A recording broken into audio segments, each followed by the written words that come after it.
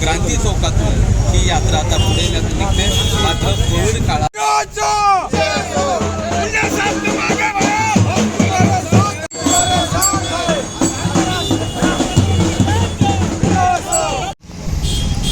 पत्रकारांची अनेक वर्ष मंत्री झाला, सध्या खासदार मागणी असताना ती मागणी पूर्ण झाली नाही असा आरोप करतात।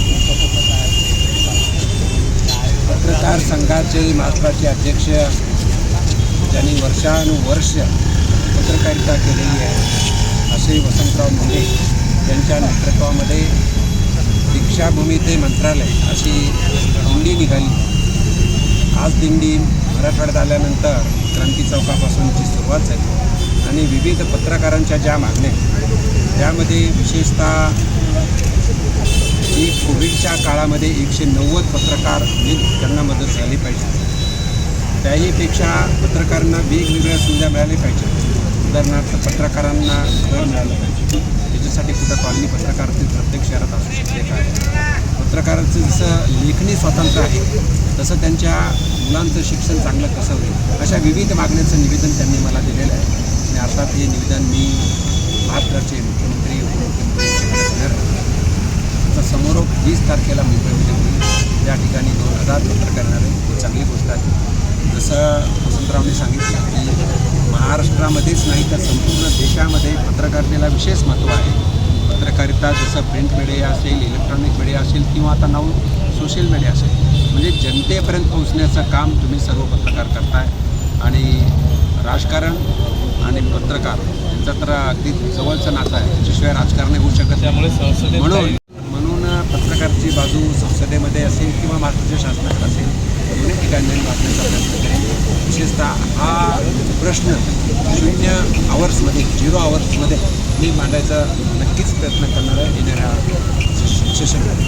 कोविडमध्ये तत्कालीन शासनानं जशी घोषणा केली होती कोविड योद्धा म्हणून 50 लाख अंमलबजावणी झाली नाही, निदान पहिला तरी टप्पा त्यांना मिळावा, पहिला हप्ता मिळावा यासाठी केंद्र सरकारकडे पत्रकारितेमध्ये जे कोविडच्या काळामध्ये ज्यांचं निधन झालं त्यांना मदत मिळावी म्हणून तत्कालीन महाराष्ट्र राज्याच्या शासनाने जाहीर केलं होतं। म्हणून आता तीच मागणी पुढे घेऊन आम्ही महाराष्ट्र राज्याला विनंती करू। आणि त्याहीपेक्षा मी आपणास सांगू इच्छितो की या शहरातले जवळजवळ 1000 पत्रकार विक्रेते आहेत जे सकाळी पहाटे उठून 3-4 वाजल्यापासून काम करतात। तर त्यांना मी प्रत्येकाला प्रधानमंत्री स्वनिधी योजनेच्या माध्यमातून 10,000, 20,000 आणि 50,000 80 हजाराची मदत कशी मिळेल त्यासाठी 2दा यांचे मेळावे घेतलेले आहेत, त्यांना आम्ही मदत करतो आहे। आणि त्यांनी याच्यात जर सक्सेसफुली काम केलं तर त्यांची पुढे उपजीविका भागावी, स्वतःचा व्यवसाय व्हावा। म्हणून आता मोदी सरकारच्या माध्यमातून जी योजना आहे मुद्रा योजना, त्या मुद्रा योजनेच्या माध्यमातून 20 लाखापर्यंत आम्ही लोन देऊ शकतो। हे नवीन उद्योग करण्यासाठी त्यांना त्यांच्या कुटुंबांना फक्त पत्रकार विक्रेते म्हणजे पेपर विकूनच उपजीविका भागणार नाही तर आणखी त्यांचा स्वतःचा व्यवसाय कसा करेल यासाठी आम्ही मुवमेंट सुरू केलेली आहे।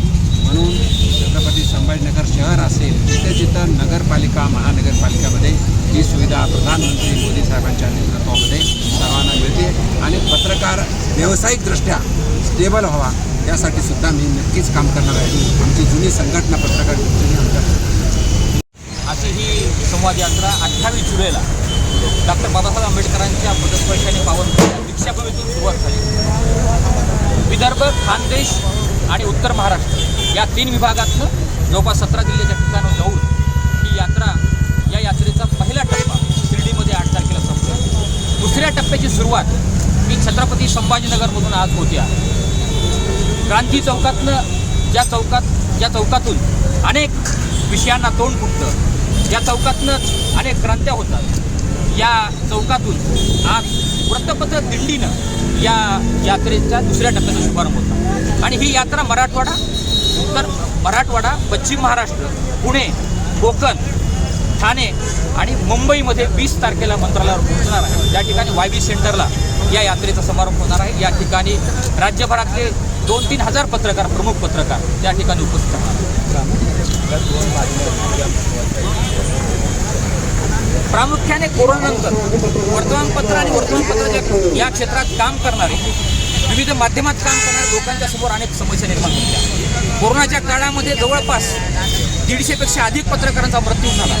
मात्र तत्कालीन आरोग्यमंत्र्यांनी घोषणा करून सुद्धा या पत्रकारांना कुठलाही मदत सरकारने मिळाली नाही. आणि कोरोनानंतर जवळपास देशामध्ये 35,000 कोटीपेक्षा अधिकचा हा व्यवसाय असणारा हा अत्यंत कमी परिणाम, याच्यावर अत्यंत जास्त परिणाम झालेला आहे. आणि म्हणून लोकशाहीमध्ये जर सामान्य माणसाचा आवाज जर व्यवस्थेपर्यंत पोहोचत असेल तर स्थानिक पातळी, जिल्हा, तालुका, गाव पातळीवरची वर्तमानपत्र आणि त्या ठिकाणची माध्यमात काम करणारी लोक सक्षम असणं आवश्यक आहे. तरच व्यवस्थेमध्ये सामान्य माणसाचा आवाज बुलंद राहू शकतो. आणि म्हणून लोकशाहीच्या बळकटीसाठी आणि पत्रकारांच्या न्याय मागण्यासाठी ही यात्रा आहे. ही यात्रा कोणाचंही समर्थन करत नाही, ही यात्रा कोणाचाही विरोध करत नाही. समाजाचा सुद्धा या यात्रेमध्ये सहभाग असणं आवश्यक आहे. त्याचं मुख्य कारण हे आहे की समाजाचा जर आवाज या व्यवस्थेत, लोकशाहीमध्ये 4 स्तंभ आपण मानतो. यामध्ये न्यायव्यवस्था आहे, प्रशासन व्यवस्था आहे आणि राजकीय व्यवस्था आहे, आणि मग हा माध्यम व्यवस्था आहे. पण बाकीच्या 3 व्यवस्थेंना सगळ्या प्रकारच्या सुविधा आहे, सगळ्या प्रकारचं त्या ठिकाणी मोबदला मिळतो, सगळ्या प्रकारच्या सुविधा आहे. मात्र माध्यम व्यवस्थेमध्ये ही परिस्थिती नाही आहे. आणि म्हणून वर्तमानपत्रात काम करणारा माणूससुद्धा या समाजाचा घटक आहे, या व्यवस्थेचा घटक आहे. आणि तो सुद्धा आता देशामध्ये आणि राज्यामध्ये प्रमुख घटक आहे. या घटकाचे प्रश्नसुद्धा सरकारने सोडवले पाहिजे. त्यामध्ये प्रामुख्याने आमची मागणी आहे.